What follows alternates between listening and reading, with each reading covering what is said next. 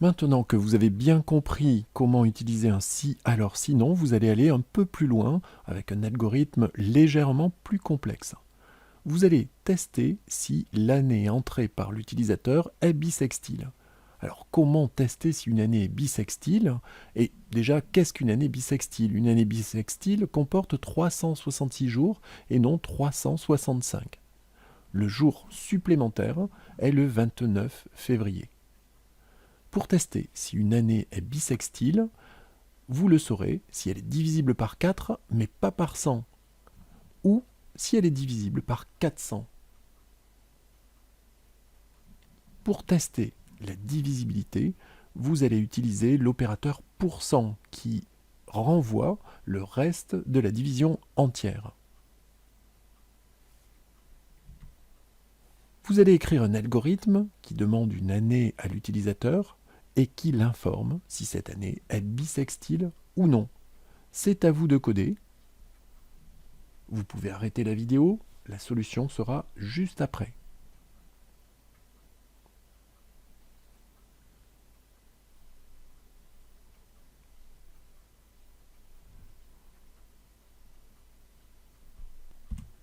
Voilà la solution. Vous allez, dans un premier temps, définir une variable que vous appellerez par exemple année. Ce sera l'année entrée par l'utilisateur. Elle est de type nombre. Cette entrée va être saisie après l'affichage d'un petit message qui invite l'utilisateur à entrer une année. Donc, entrer une année, je vous dirai si elle est bissextile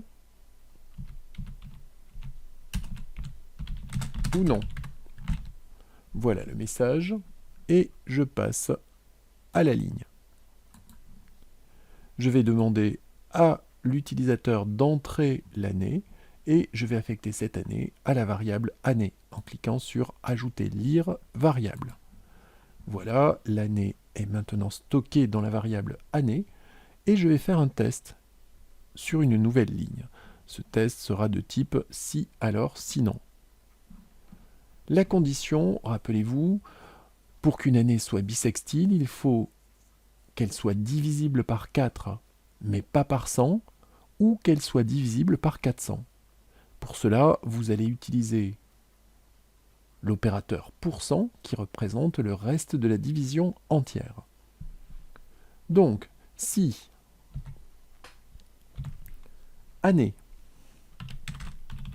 %4 égale 0, ça veut dire si année est divisible par 4 et si année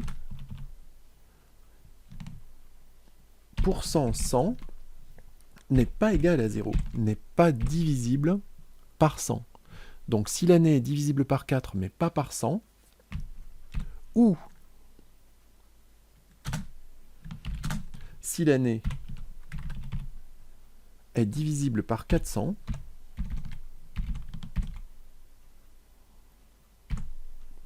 dans ce cas, l'année est bissextile. Je vais ajouter un sinon. OK.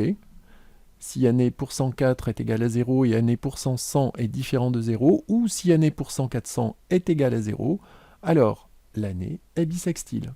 Je vais afficher un message, l'année, suivi d'un espace, pas de retour à la ligne. Je vais afficher l'année en question sur une nouvelle ligne, afficher variable, la variable année.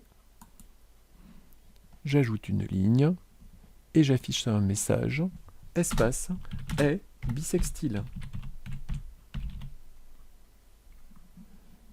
Dans le cas contraire, je vais afficher l'année année n'est pas bissextile.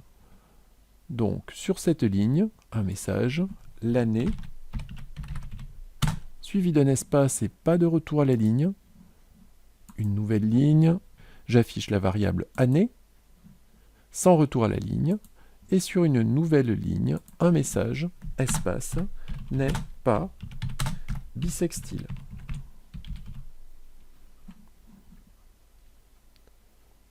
OK. Je vais tester cet algorithme. Je vais entrer l'année 1960, qui est une année bissextile. 1960. Elle est bien bissextile. Je vais entrer maintenant 1961. N'est pas bissextile. Vous pouvez tester toutes les années qui vous plairont. Nous sommes en 2019. Est-ce qu'elle est bissextile? Non. Est-ce que l'année 2000 est bissextile? Oui. La difficulté ici était de trouver comment mettre une condition multiple avec les opérateurs et ou, et comment se servir de l'opérateur modulo pour trouver le reste de la division entière d'années par 4, par 100 ou par 400. Dans la vidéo suivante, je vais vous proposer un autre exercice pour voir comment intégrer un si alors sinon dans un autre si alors sinon.